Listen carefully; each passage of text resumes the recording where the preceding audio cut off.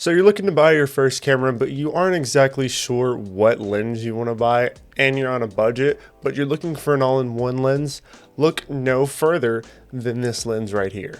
This is the Sony 24-105 f4, and today we are taking a deep dive on the build quality, the pros, the cons, and why you should buy this lens as your first all-in-one budget lens.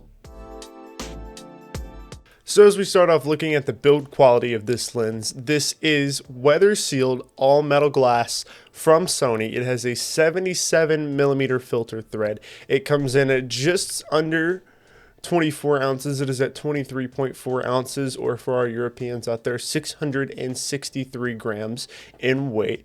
At 24 millimeters, the length sits at roughly 4.5 inches, and when it is fully extended all the way to 105 millimeters, it is 6.5 inches.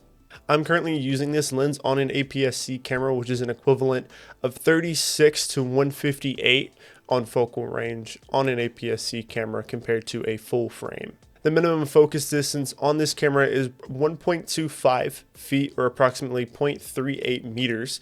And along with that, it also comes with optical steady shot, which is great for all of these APS-C cameras that Sony has put in the Alpha series with no optical steady shot or image stabilization within the camera. This lens is built for everything from wet weather to even vlogging with the optical steady shot, which can help improve a lot of the vibrations in your image or in your video. Now let's talk about image quality. With this lens being 24 millimeters at its minimum focal length, it is also f4 all the way throughout the zoom range. This lens puts out very sharp image at 24 millimeters, as you can see right now as I'm filming this video with this lens at the 24 millimeter focal length, and it is sharp all throughout as long as you get the proper lighting. Now at 105 millimeters, it still looks great, as you can see in this picture right here. The sharpness is still there and it looks amazing. The bokeh on this lens is surprisingly good as well for it being an f4, especially at that 105 millimeter focal length. As you can see here at 24 millimeters as well, the bokeh is not the worst, and it is very good if you're just starting out and you're looking to get good sharpness and separation from the background. As you can see, the background behind me is decently blurred out. You can still see some elements here in the background with me, but with that being said, this is not a prime lens, this is a zoom lens, and with it being a budget lens as well, you've got to take what you can get. Now, the big plus about this lens is it is especially good for videographers because it has that optical steady shot inside.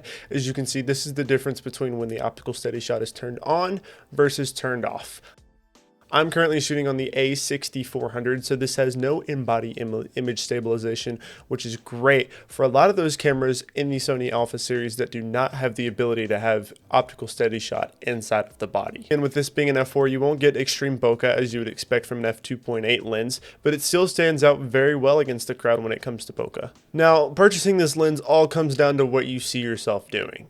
I believe that this is best for someone like me in this situation where you plan on being a hybrid shooter, varying between photography and also videography. If you are looking for an all-in-one lens that is able to get most of your work done, this is the go-to to do it. There are other great lens options out there for videographers and photographers looking for a hybrid build, including maybe a 28-70 in the Sigma or a 28-75 Tamron, but you are missing an extra 35 millimeters of focal length that you will get with this lens that will help you get those tighter shots for that mid-range telephoto. Now with this lens comes its downsides, and the big glaring one is the f4 aperture.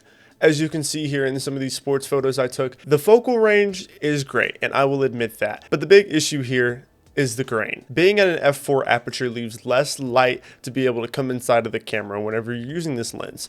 And I believe that that is the only downside to this lens. I paid $700 for this lens used, and to be able to go from 24 millimeters to 105 millimeters during a shoot or while shooting video, and also being able to have optical steady shot on a camera that otherwise would not have it, is great value for anyone looking for a budget or entry lens.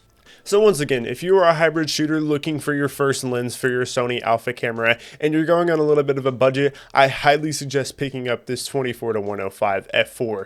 Another thing to keep in mind for those of you that don't shoot on APS-C, that this is a full frame lens. It is able to shoot on full frame cameras along with APS-C cameras. So with that being said, are you going to pick up this lens?